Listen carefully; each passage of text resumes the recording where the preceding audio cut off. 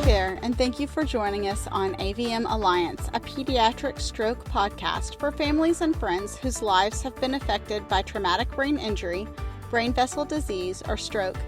The purpose of this podcast is to focus on the kid side of brain injury with honest talk, news, information, and discussion for our community.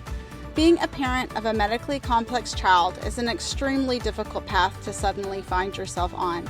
I'm Raylene Lewis, and my son Kyler suffered a hemorrhagic stroke at age 15. Thank you for joining us. Today's episode is titled Awareness, Epilepsy, and Struggles, and we're going to get caught up on some Awareness Month information and stats. Our guest on the show today is Amy Danner, who is the mother of an AVM survivor and epilepsy warrior, and we're going to end with a short discussion on the prologue and current focus book, Suffer Strong: How to Survive Anything by Redefining Everything by Katherine and Jay Wolf. The reason why we have awareness months, weeks, and days is to help bring a greater understanding of illnesses that affect children to the general population. Awareness days are a great time to fundraise, educate family and friends, or reach out to someone you know who is facing an illness. It's also a great time for those affected to say, hey, this is something that I am dealing with, and this is why awareness about this condition is so important. It attaches a real person, a face to a problem, so that others will take notice. September was Aneurysm Awareness Month. Aneurysms don't usually cause symptoms, so you might not know that you have an aneurysm, even if it's a really big one. And they can develop in several parts of your body and brain and affect anybody at any age. The awareness ribbon color for an aneurysm is red.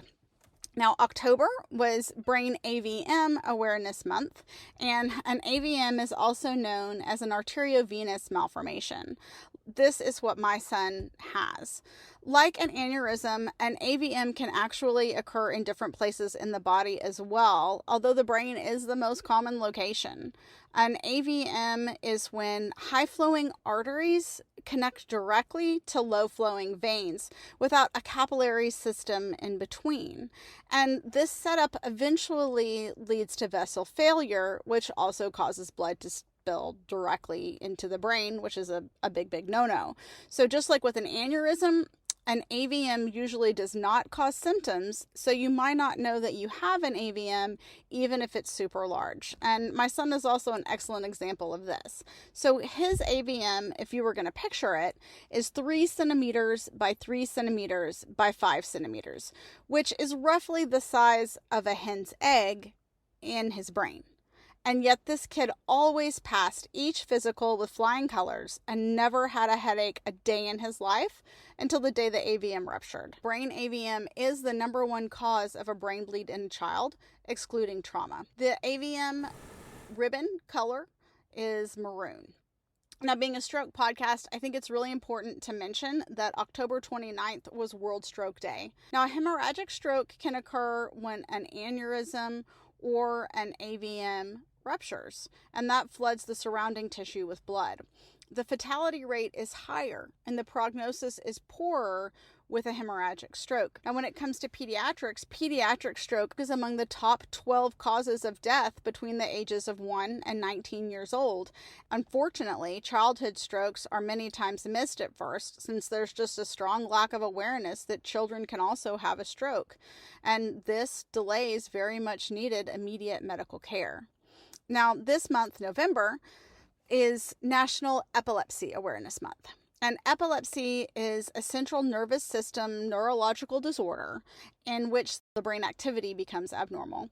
And this causes seizures. Sometimes you can have loss of awareness, sometimes not with a seizure. Seizure symptoms vary widely. This is why it's just something that I didn't really understand before my son's medical problems. I thought that a seizure was just like when you were shaking, which is known as a tonic-clonic. With some seizures, kids just simply stare blankly for a few seconds. Others do shake, and there's just a lot of ways that a seizure can present itself.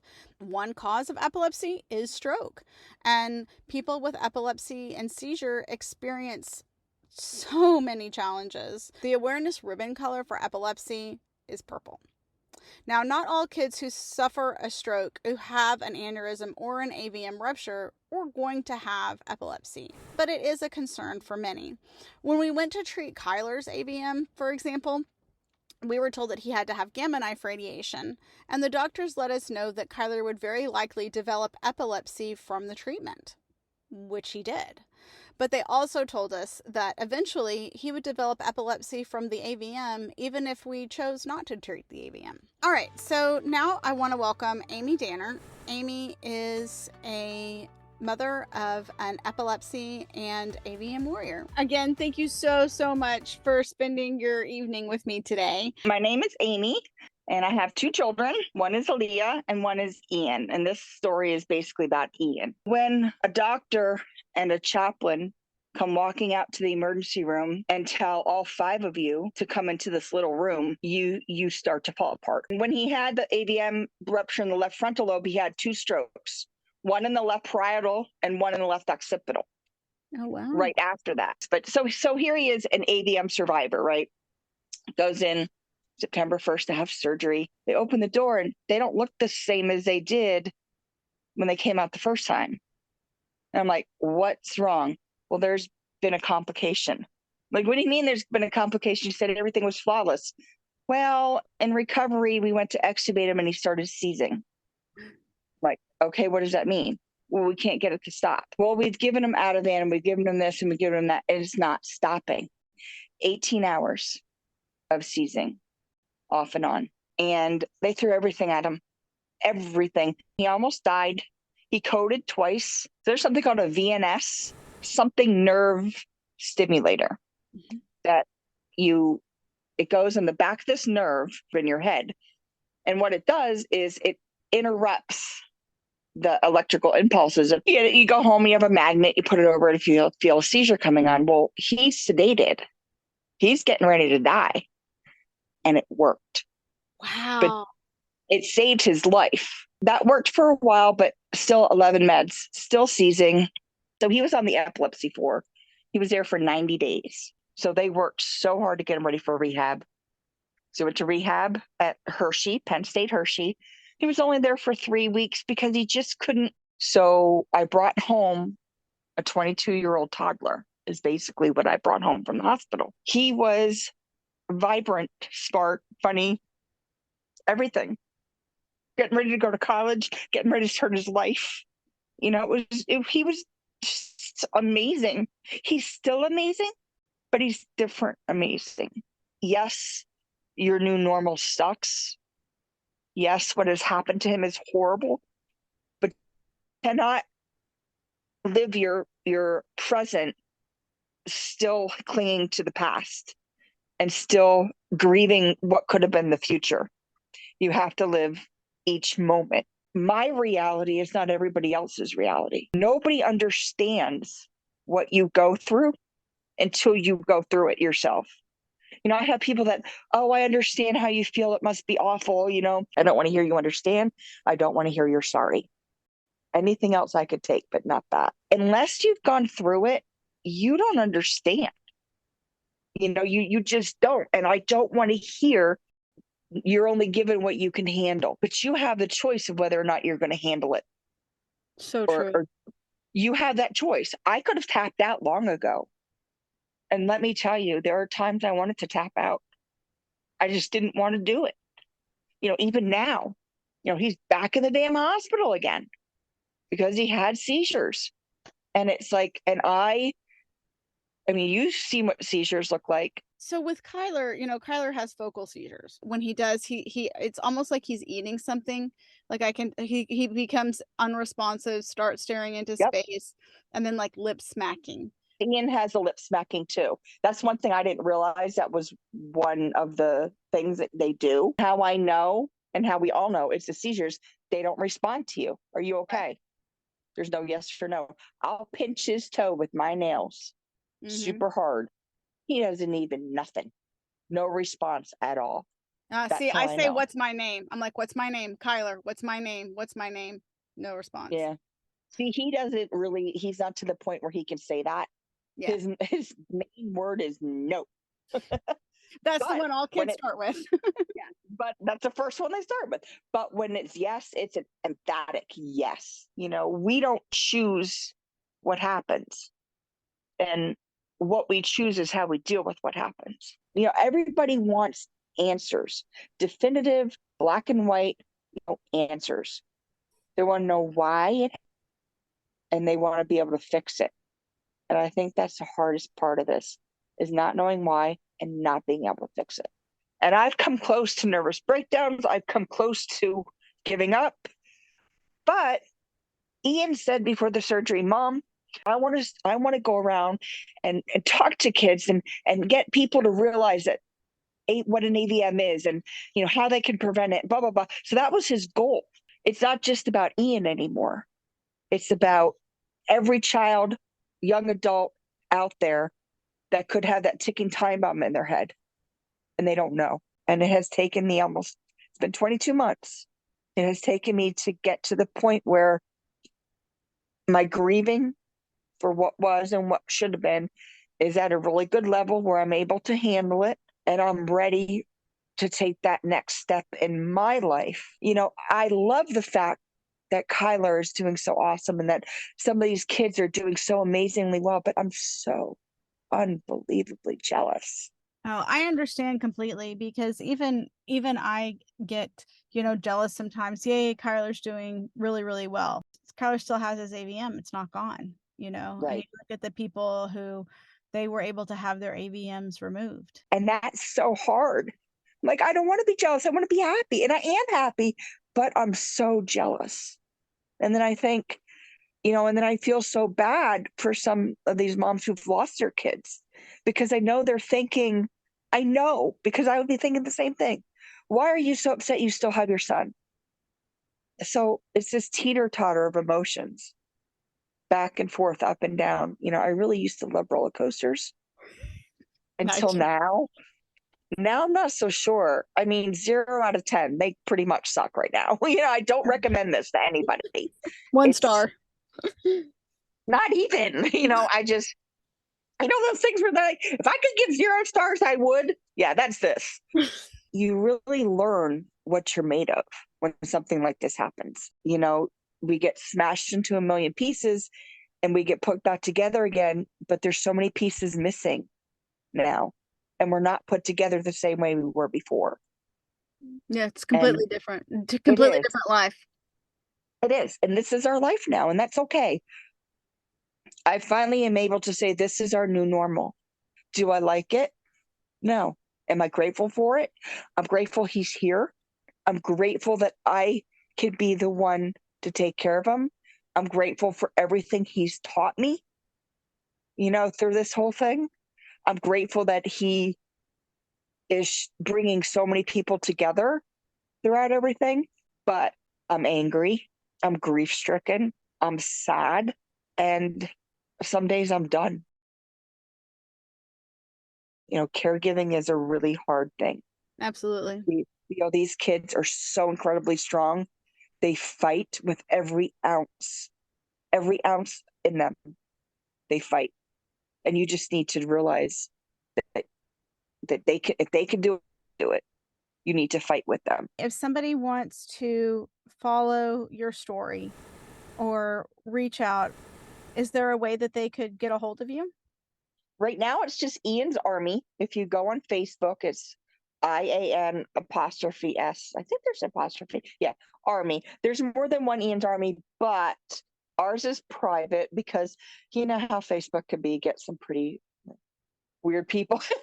And but if you tell me on there that you heard about Ian's story or you'd like to follow him, I would be glad to come in and check it out. We will be having a website soon, which is also called Ian's Army. We actually bought the domain iansarmy.com. So we're working on the logo, which is kind of cool. It's an infinity sign, but it's made with one side is the burgundy ribbon for AVM, and the other side of the infinity sign is a purple epilepsy ribbon. So it's the two ribbons are kind of morphed together with Ian's Army over top.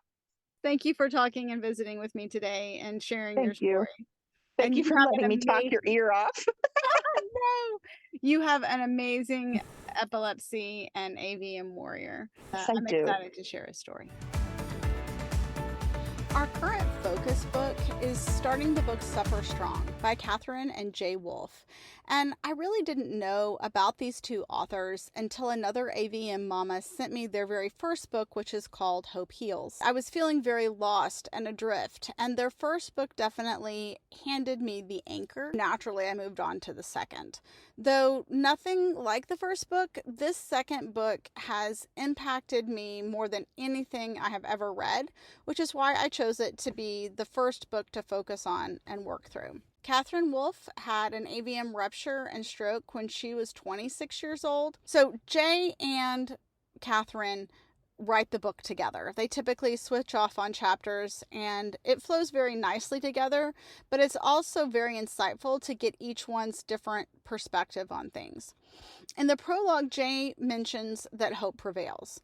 And at first I had a hard time with what that meant because sometimes I feel like there just isn't hope. And I feel like I have learned it the hard way that some things just can't be fixed. Jay starts the prologue by explaining that suffering takes on so many forms, it can be tempting to rank what is worthy of being deemed real suffering.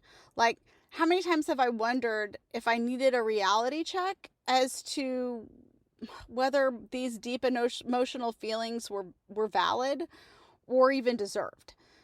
But Jay points out that everyone, all of us, are struggling to live with realities that we would not currently choose. And this made a whole lot of sense to me. He points out that we often isolate ourselves by saying, my pain is so big that no one understands. Or even just the opposite. My pain is so insignificant, no one else is really going to care. But in truth, these experiences, the ones that we feel most personal about, they're probably the most universal in life. So we have to decide how we're going to deal with our suffering. Katherine and Jay recommend suffering strong, which is so much easier to say than to do, especially when things bump against our life that we've always known to be true, and then they shatter part of that world that we thought was super solid. Jay says, we gain wisdom and a deeper appreciation for the lives we've been given as we learn to suffer well, not as victims, but as overcomers. Personally, I don't want to be a victim. I want to be an overcomer, and I want to show my children that no matter what happens, they can overcome too. The one thing that I've told my children over and over with all that has happened in our life is that the circumstances are sometimes totally out of our control. But our responses to those circumstances is not. That is the one thing that we have control over. We have control over how we are going to respond to what happens. I don't think that it's all talk to say that suffering does not have to be the end of the story, but the beginning of a new one. I want to leave you with a quote today by Tim Tebow. He says, "It is possible for your pain to propel you to a place of wholeness rather than defeat." And this was a quote that took me aback for a second, but I believe it really ties into what Katherine and Jay Wolf teach about when they discuss redefining your life. When situations happen that are out of your control, as parents, we have to decide how we are going to react. And our children are going to learn from our responses, which will affect how they look at the world and interact with it in the future. And let's face it, our reactions are going to teach them a lot, and that's what they're going to use in their life. Life is not fair, and unexpected things happen all the time. I want to end our time together with a motivational song recommendation. I don't play songs because of copyright laws, but there have been many, many times on this journey where a song has really spoke out to me and helped me with my day. So I think appropriate for today's podcast, I'm going to recommend the song Don't Stop Believing by Journey. It's a 1981 hit from their album Escape. So don't stop believing, folks. And as always, if you have questions, have a topic you would like to hear about, or a great song or motivational quote, don't be shy. Share it in the comments and let us know. Remember, you're never walking this journey alone. Take care, y'all.